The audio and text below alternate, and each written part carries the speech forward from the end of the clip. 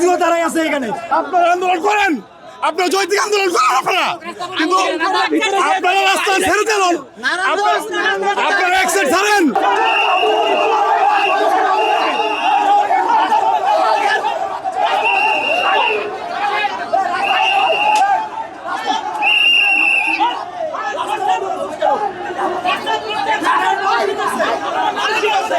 Ambulance দাঁড়ায় আছে এখানে, এখানে অ্যাম্বুলেন্স দাঁড়ায় আছে, অ্যাম্বুলেন্স দাঁড়ায় আছে, আমাদের মানুষ মোটরসাইকেল নিয়ে দাঁড়ায় আছে। সাধারণ মানুষ কি করছে? সাধারণ মানুষ দাঁড়ায় আছে, জ্যাম করে মানুষ হসপিটালে যাইতে পারতেছে না, লাইন বন্ধ হয়ে আছে।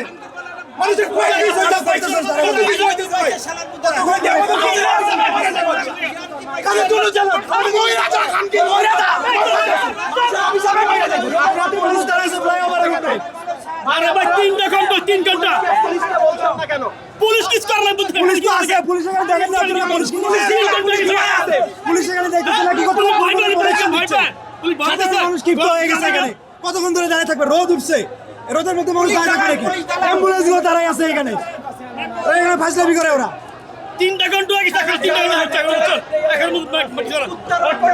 এক্সট্রিম মশার কয়েল প্ল্যান্ট ফাইবার দিয়ে তৈরি, তাই সহজে ভাঙে না, সুগন্ধিযুক্ত ও নিরবিচ্ছিন্নভাবে জ্বলে। ডেঙ্গু, চিকুনগুনিয়া বাহি সহ যে কোনো মশার বিরুদ্ধে দেয় এক্সট্রিম সুরক্ষা। আপনারা আন্দোলন করেন, আপনারা যৌক্তিক আন্দোলন করেন, আপনারা কিন্তু আপনারা রাস্তা ছেড়ে দেন, আপনারা এক্সিট ছাড়েন, এক্সিট ছেড়ে আন্দোলন করেন। আপনাদের যৌক্তিক আন্দোলন হয় তাহলে সরকার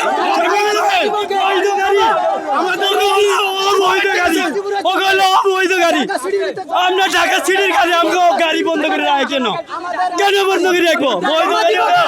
বৈধ আন্দোলন না, ওকে বৈধ আন্দোলন না,